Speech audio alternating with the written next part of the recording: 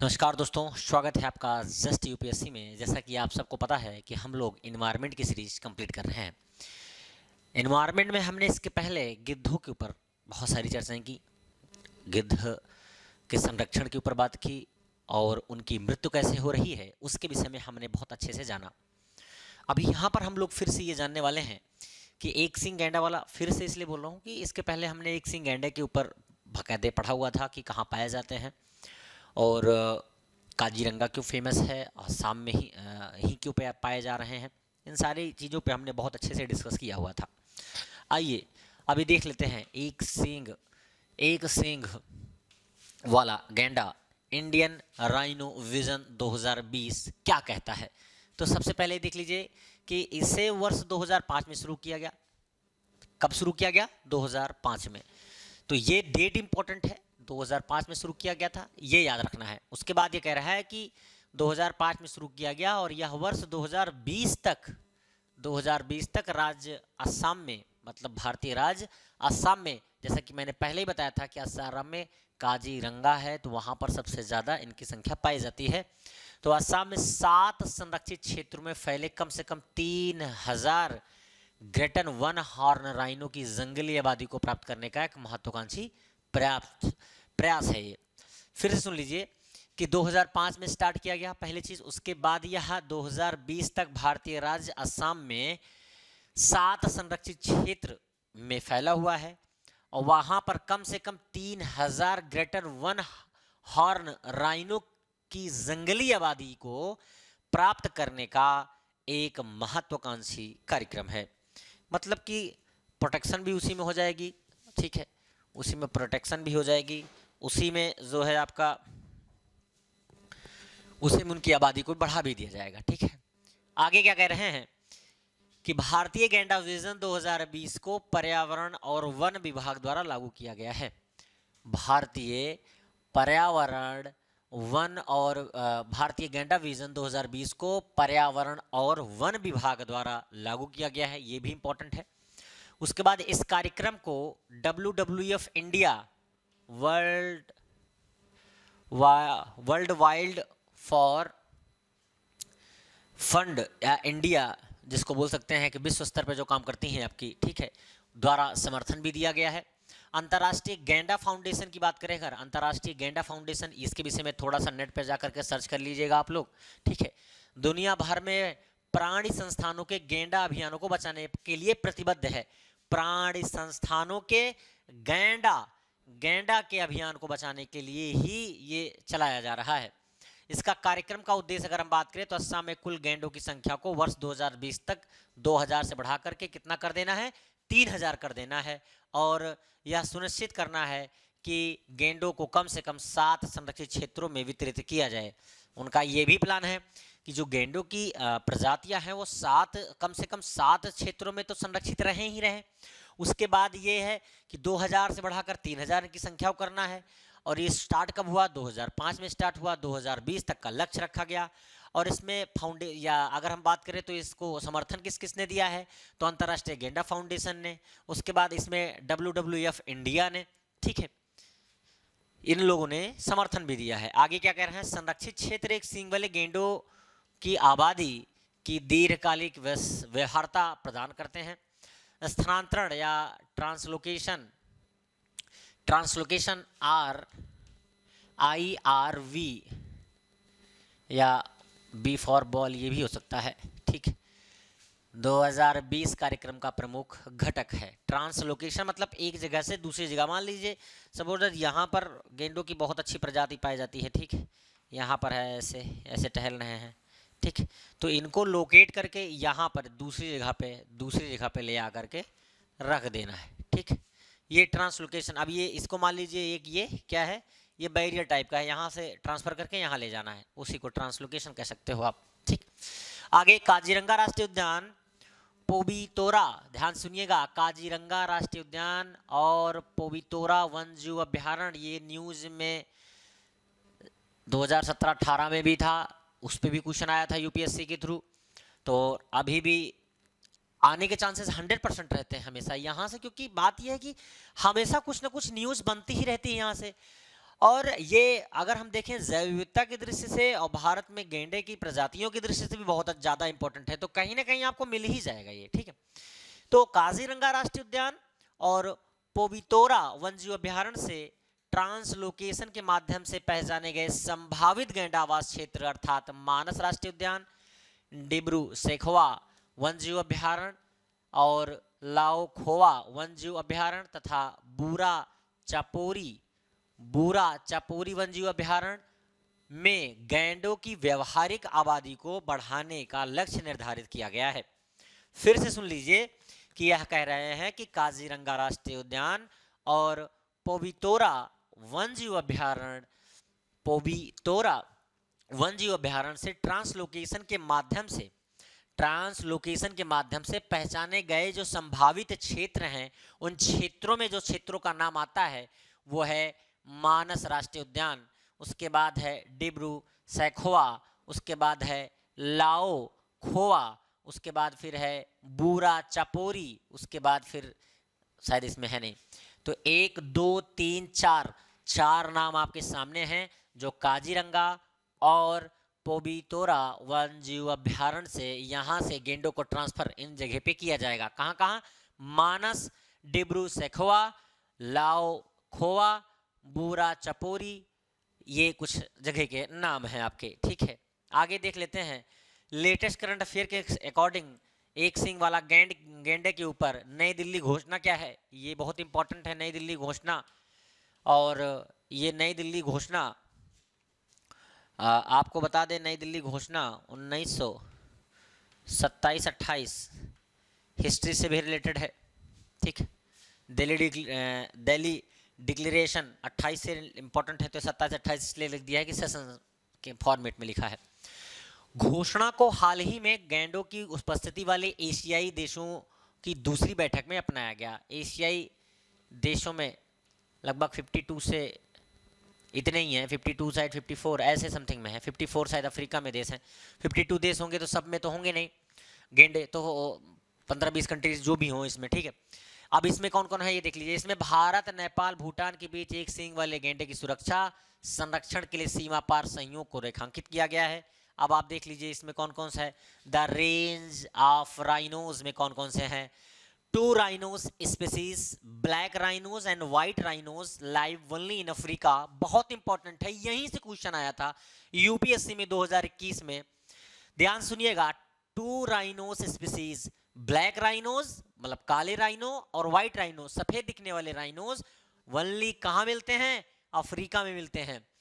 3 other type of rhinos are found in country in Asia. बाकी rest 3, कुल मिलाकर 5 प्रकार होते हैं। 5 में से 2 प्रकार के जो है अफ्रीका में केवल पाए जाते हैं, जिसमें से एक ब्लैक है, एक व्हाइट है। बाकी रेस्ट 3 जो बचते हैं आपके, वो तीनों के टाइप हमारे एशियन कंट्री में पाए जाते हैं। हम नामीबिया में पाया जाता है, साउथ अफ्रीका में पाया जाता है, जिम्बाब्वे में ये पाया जाता है। बाकी अफ्रीका का ये एक क्षेत्र देख लीजिए, यहाँ भी पाया जाता है, ठीक है। उसके बाद भारत का देख लीजिए, एशिया में ये पूरा क्षेत्र यहाँ से यहाँ तक पाया जाता है, ठीक। आगे गैंडों की सीमा की बात करें तो सीमाओं के बंधन से मुक्त गैंडे हैं। भूटान में गैंडे नहीं पाए जाते, याद रखिएगा, भूटान में गैंडे नहीं पाए जाते, आईएमपी है ये। भारत की राष्ट्रीय गैंडा संरक्षण नीति ने प्रजातियों की सुरक्षा के लिए भारत नेपाल के बीच सक्रिय भागीदारी का आह्वान किया है। नॉर्मल बात है कि भाई चलो नेपाल वालों से बोला भाई तुम भी हमारी तरह ही हो, हिंदू हिंदू भाई भाई जैसे होता है ना, तो वो भी हैं, तो तुम भी हमारी तरह हो, चलो आओ साझेदारी करते हैं, बैठ के मिलकर बातें करते हैं कैसे इनको संरक्षित किया जाए, हैं। तो उन्होंने बैठे, चाय पानी किया, उसके बाद बस हो गया समझौता साझेदारी के लिए, ठीक है। योजना में कहा गया है क्या? सुकला फंटा नेपाल में है, याद रखिएगा, सुकला फंटा नेपाल में। वाल्मीकि टाइगर रिजर्व भारत मतलब वाल्मीकि टाइगर रिजर्व कहाँ है? बिहार में। चितवन राष्ट्रीय उद्यान नेपाल में, और दुधवा भारत, दुधवा मतलब यूपी में। गैंडों की एकल आबादी दोनों देशों के बीच राजनीतिक सीमाओं से अलग है।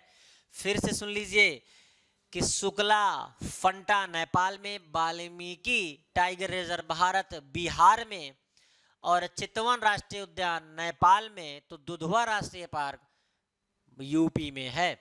ये गैंडों की एकल आबादी दोनों देशों के बीच राजनीतिक सीमा से अलग है। क्यों उठाया गया ऐसा कदम, क्यों ऐसा कदम उठाया गया है? तो कह रहे हैं कभी चीन से लेकर बांग्लादेश तक विचरने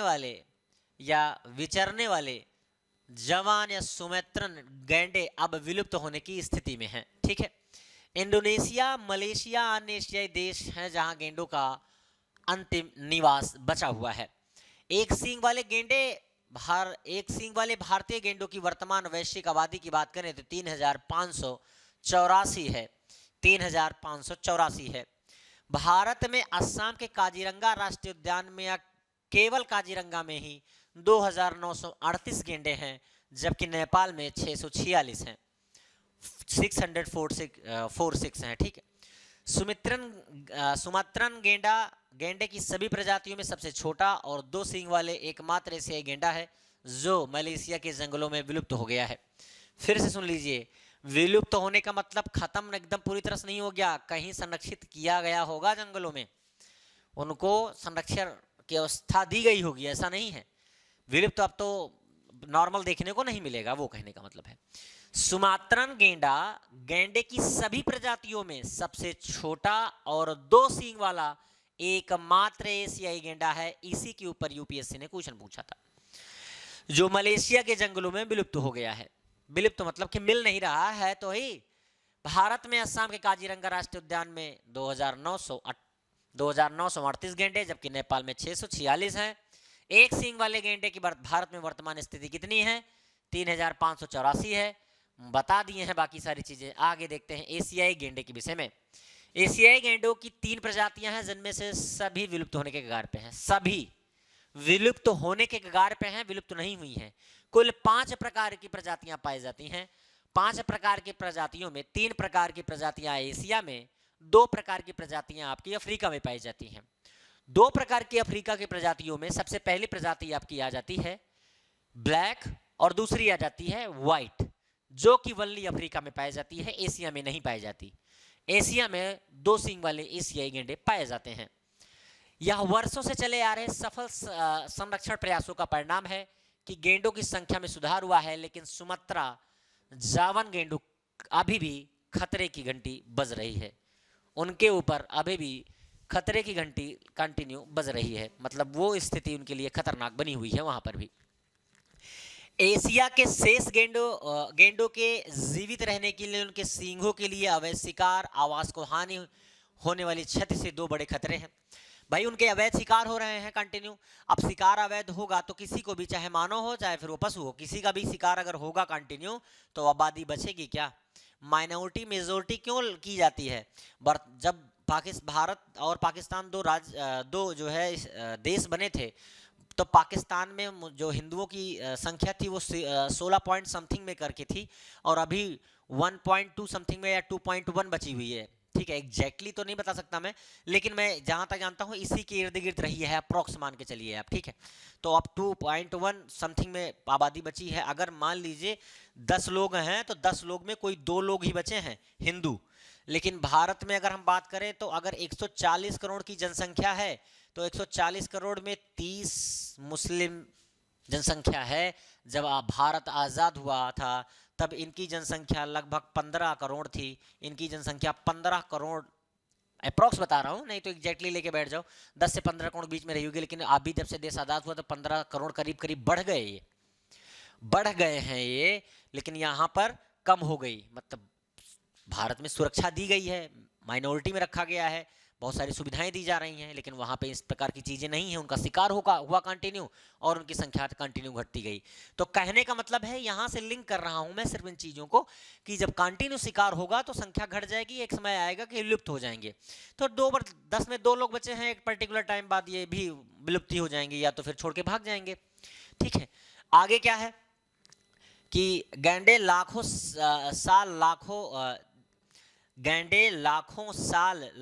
साल से पृथ्वी पर रहे हैं। मतलब कहने का कि थोड़ा हिंदी में कंफ्यूजन है, तो मैं बोल दे रहा हूँ इसको शुद्ध करके, कि जो गैंडे की प्रजाति है वो मतलब कि पृथ्वी पर लाखों लाख साल से रह रही है। वही लिखना होना मतलब होना यही चाहिए था, लेकिन वो जानते हैं ना कि हिंदी थोड़ा बहुत इधर उधर हो जाती है, ठीक है। इंग्लिश में तो आप कुछ भी करो सही माना जाता है, लेकिन हिंदी में हो जाता है। और ये आप अगर हिंदी में जैसे कहते हैं मेंस वेंस में लिखो ना, थोड़ा सा इधर उधर हो गया ना तो एग्जामिनर नंबर काट लेता है। इंग्लिश में नहीं है ऐसा, इसीलिए थोड़ा पीछे है मामला। बाकी सब कुछ परफेक्ट है, कोई दिक्कत नहीं है। हिंदी इंग्लिश का जो कंपेयर करते हैं सही बात है, कंपेयर करना भी चाहिए, लेकिन उस लेवल पे नहीं। कंटेंट थोड़ा सा आपको सही लिखना पड़ेगा, हिंदी मीडियम में तेज लिखना पड़ेगा। इंग्लिश मीडियम वाले जितनी देर में 10 पेज लिख देंगे उतने में आप 5 पेज लिख पाओगे हिंदी मीडियम। इसलिए क्योंकि आपको प्रॉपर बिंदी लगानी है, प्रॉपर मात्राएं लगानी है, बहुत सारी चीज़ें करनी पड़ती हैं हिंदी मीडियम में। हाँ ये बात है कि इंग्लिश में सब कुछ उल्टा लिखना होता है, आपने वरमाला पढ़ उसका ग्रामर पढ़ा होगा। हिंदी में सब कुछ सीधा सीधा लिखना होता है, कर्ता कर्म क्रिया, ठीक।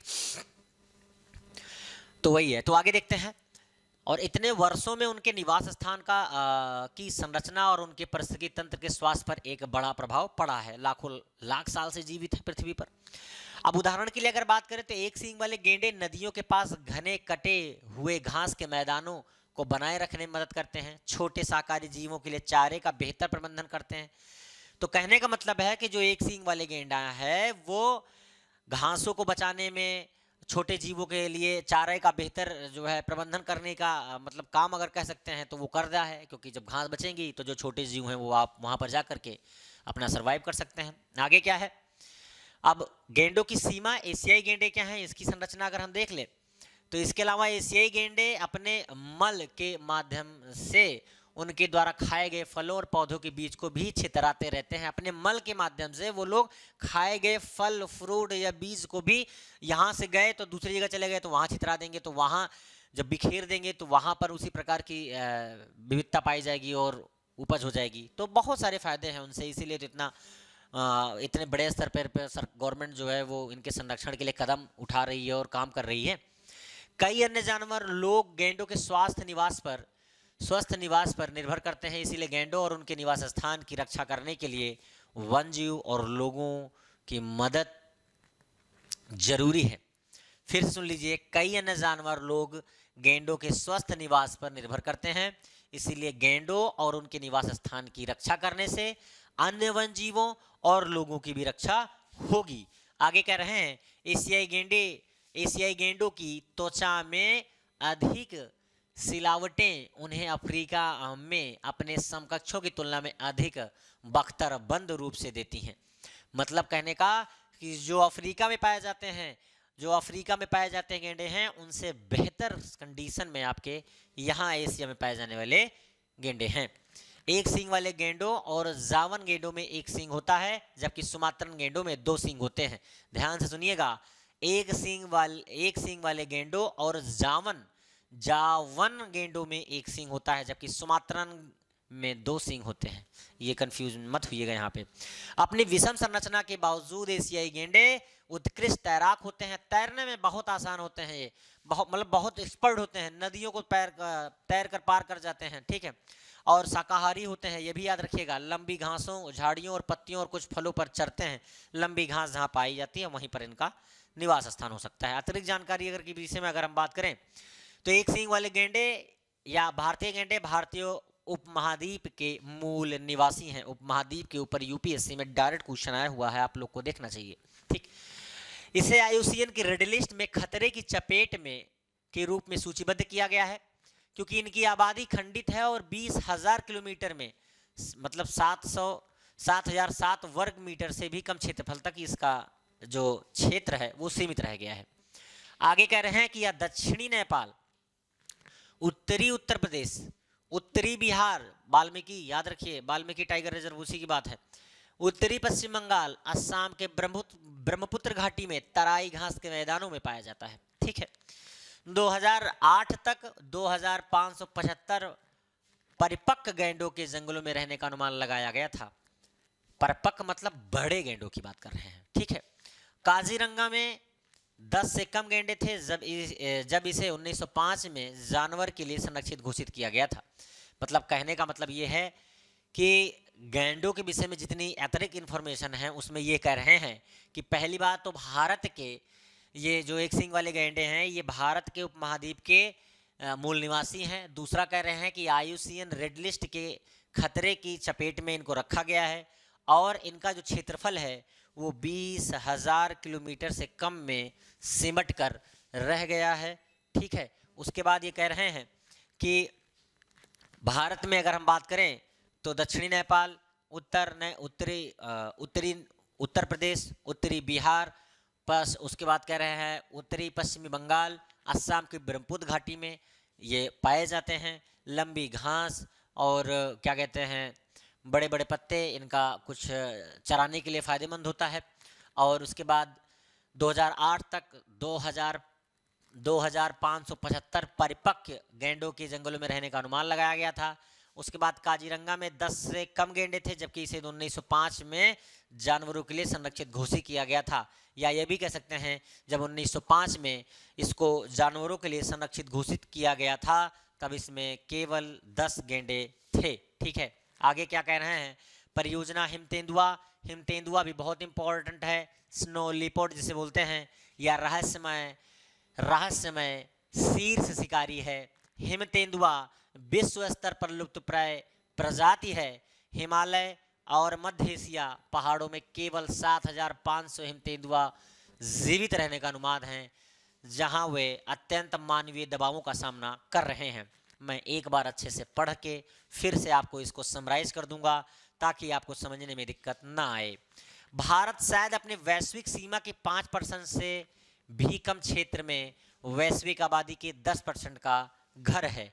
मतलब कहने का कि जो भारत है यहाँ पर गेंडों कह रहे हैं, हिमतेंदुओं की 10% से ज़्यादा आबादी रहती है और पूरे विश्व में 5%। ठीक है, हाँ, पूरे विश्व की 5%। भारत में वितरण की बात करें, डिस्ट्रीब्यूशन ऑफ इंडिया, ठीक है, या इंडिया, यह भारतीय हिमालय में अगर हम बात करें तो जंगलों के ऊपर स्थित ऊंचाई वाले क्षेत्र में स्थित हैं। वहाँ पर कहाँ पर स्थित होंगे, तो वहाँ पर स्थिति में अगर हम बात करें तो जैसे सिक्किम हो गया आपका, ये ऊंची पहाड़ी क्षेत्र है आपका, उत्तराखंड हो गया आपका, हिमाचल प्रदेश हो गया आपका, जम्मू एंड कश्मीर अब तो अलग अलग हो गया है, तो लद्दाख साइड की बात कर सकते हो आप। ठीक है, तो यहाँ पर हिमतेंदुआ पाए जा सकते हैं। आप इधर चले जाओ, अरुणाचल प्रदेश के साइड में थोड़ा ऊपर आ जाओ, यहाँ पर भी ऐसी चीज़ें हो सकती हैं। 5 हिमालयी राज्यों की बात कर रहे हैं, देखो जैसे मैंने नाम लिया, यहाँ पर है भी जम्मू कश्मीर, हिमाचल प्रदेश, उत्तराखंड, सिक्किम और अरुणाचल प्रदेश में पाए गए या पाए जाते हैं। सबसे ज़्यादा हिमतेंदुआ चीन में, उसके बाद मंगोलिया में, उसके बाद भारत में। ये फैक्ट बहुत इंपॉर्टेंट है, टॉप कंट्रीज का नाम पूछ सकता है कोई भी स्टेट एग्जाम या फिर यूपीएससी। एक बार पूछ लिया था कि हाथियों के ऊपर 4 स्टेटमेंट दिया और हाथी के ऊपर उन्होंने 2 मतलब स्टेटमेंट पूछी कि सबसे ज़्यादा हाथी कौन से राज्य में पाए जाते हैं। उसके बाद मादा और नर में से कौन सा झुंड का सामूहिक नेतृत्व करती है। इस टाइप के क्वेश्चन यूपीएससी ने पूछा था। तो सबसे ज़्यादा हाथी कर्नाटक में पाए जाते हैं, 18% लगभग। ठीक है, और ये बाकायदे सर्च किया हुआ कंटेंट है, ऐसा मत सोचिएगा, आप एक बार फिर से देख भी सकते हैं चाहे तो। ठीक है, तो बाकी हिमतेंदुआ परियोजना हिमालय की ऊंचाई में वन्यजीव संरक्षण को मजबूत करने के लिए एक भारतीय पहल है। फिर से सुन लीजिए, हिमतेंदुआ परियोजना भारत के द्वारा चलाई गई है और ये हिमालय की ऊंचाई में वन्यजीव संरक्षण को मजबूत करने का एक बहुत महत्वपूर्ण कदम भारतीय सरकार द्वारा उठाया गया है। तो अभी तक आपको समझ में आ गया होगा कि भारत में वितरण की विषय में बात की हमने, हिमतेंदुओं की विषय में बात की। तो हिमतेंदुआ एक रहस्यमय शिकारी पशु है और लुप्त आयुषीयन की जो कैटेगरी है उसमें लुप्त प्राय प्रजाति में आता है ये। और अगर हम बात करें तो पूरे भारत में पूरे वैश्विक आबादी का 5%, भारत के क्षेत्रफल के हम बात करें वैश्विक आबादी का 10% का घर है। भारत शायद अपनी वैश्विक सीमा है उसके 5% से भी कम क्षेत्र में वैश्विक आबादी के 10% का घर है। और उसके बाद यह वैश्विक आबादी का एक बड़ा हिस्सा है। अगर हम बात करें तो हिमालय और मध्य एशिया पहाड़ों में केवल 7,500 हिमतेंदुआ जीवित रहने का अनुमान लगाया गया है। और उसके बाद भारत में वितरण कहाँ कहाँ पे है, चीन में, जम्मू कश्मीर, हिमाचल प्रदेश, ये सारी चीज़ें हम बता ही चुके हैं आपको। लक्ष्य क्या है, गोल क्या है हमारा, भागीदारी नीतियों और कार्यक्रम के माध्यम से संरक्षण को बढ़ावा देना। बढ़ावा देकर ऊंचाई वाले वन्यजीव आबादी और उनके आवासों की भारत की अनूठी प्राकृतिक विरासत की रक्षा और संरक्षा करना। हिमालय और ट्रांस हिमालय बायोजियोग्राफिक जोन सहित भारत की ऊंचाई 3000 मीटर से 130 वर्ग किलोमीटर वैश्विक संरक्षण महत्व के एक अद्वितीय वन्यजीव संयोजन का समर्थन करती है। हिम तेंदुआ भालू की 2 प्रजातियां, भेड़िया, लाल पांडा, जंगली याक, चीरू, तिब्बती चिकारे, तिब्बती अरिगली, लद्दाख उरियाल, कस्तूरी मृग की 2 प्रजातियां, हुंगल गोरल की 3 प्रजातियां, सेरो और ताकीन आदि प्रजातियों के अत्यधिक लुप्त प्रजातियां आदि यहाँ शामिल हैं। इसमें उच्च ऊंचाई वाले झीलें और दलदली काले गर्दन वाले सारस, बारहेडेड कालहंस, ब्रह्मणी बतख, भूरे रंग के सिर वाले गुल आदि सहित विभिन्न जीवों के लिए प्रजनन आधार प्रदान करते हैं। फिर से सुन लीजिए, मैंने थोड़ा स्पीड में पढ़ा जानबूझ के, ताकि ये निकाला जा सके कि आपके एग्जाम के लिए क्या इंपॉर्टेंट है, वही बताया जा सके आपको। तो आप ध्यान से सुन लीजिए, गोल क्या है। गोल में सबसे पहला पॉइंट जो उन्होंने ये बताया कि पहली बात तो ये कि हम क्या कर सकते हैं, मानव, सरकार, संगठन, दुनिया भर की जो एजेंसियां काम करती हैं इनके लिए, जो उसके अंदर मानव और कुछ लोग अपने पर्सनल लेवल पर भी काम करते हैं, उन सब को मिला करके हम लोग ऊंचाई पर रहने वाले पशु और वन्यजीव जो रहते हैं उनको संरक्षण, उनकी सुरक्षा को बढ़ा सकते हैं और ज़्यादा से ज़्यादा सुरक्षा प्रदान कर सकते हैं, ताकि भारत की अनूठी प्राकृतिक विरासत की रक्षा और संरक्षा की जा सके।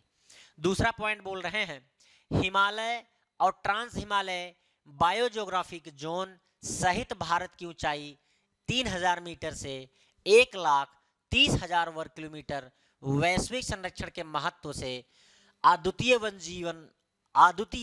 वन्य जीव संयोजन का समर्थन करती है। मतलब कि कह रहे हैं कि भारत की हिमालय और ट्रांस हिमालय बायोग्राफी या जियोग्राफी जो है आपकी, वो ऐसी है कि बहुत बड़े पैमाने पर वन जीवों को संरक्षित रखने की क्षमता है उसमें। ठीक है, उसके बाद कह रहे हैं इनमें कौन कौन सी प्रजाति आ सकती हैं जिनको हम संरक्षित कर सकते हैं। तो वो प्रजातियां हैं हिम तेंदुआ, भालू की 2 प्रजातियां इसमें शामिल हैं, उसके बाद भेड़िया है, लाल पांडा है, उसके बाद जंगली याक है, उसके बाद चीरू है, तिब्बती चिकारे हैं, तिब्बती अरिगली है, उसके बाद लद्दाख उरियाल है, कस्तूरी मृग की 2 प्रजातियां इसमें शामिल की गई हैं, हुगल है, गोरल की 3 प्रजातियां हैं।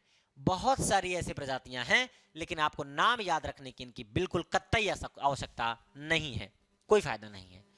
और साथ में कुछ प्रजातियां जैसे काले गर्दन वाले सारस हैं, बार हेडेड कालहंस हैं, ब्रह्मणी बतख हैं, भूरे रंग के सिर वाले गुल आदि विभिन्न प्रकार के जीव जंतु यहाँ पाए जाते हैं।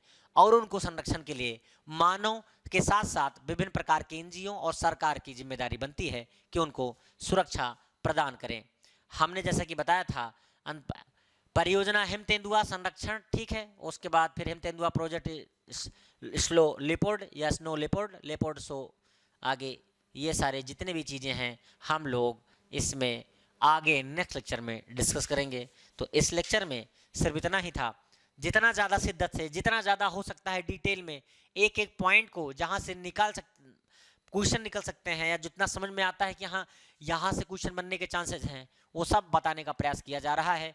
बाकी इच्छा आपकी है, आप फॉलो करें या ना करें, लेकिन मेरा यही कहना है कि प्लीज़ फॉलो करिए, कंटिन्यू देखते रहिए भाई। अगर आप कंटिन्यू देखते रहेंगे, कंटिन्यू अगर तैयारी करते रहेंगे तो सफलता ज़रूर एक दिन मिलेगी। और जब इस लाइन में आए हैं तो थोड़ा धैर्य बना के आए होंगे, पता होगा कि टाइम लगेगा, ये राह बहुत आसान नहीं है, बहुत कठिन है। और आपको एक एक कदम वीकली और उसके बाद फिर मंथली, फिर उसके बाद 3 मंथ, फिर उसके बाद 5 मंथ, 7 मंथ, ऐसे क्या टारगेट भी रखना होगा। और ऐसे करते हुए चले जाइए, ऑटोमेटिक सिलेक्शन हो जाएगा। तो मिलते हैं नेक्स्ट लेक्चर में, तब तक के लिए नमस्कार, जय हिंद।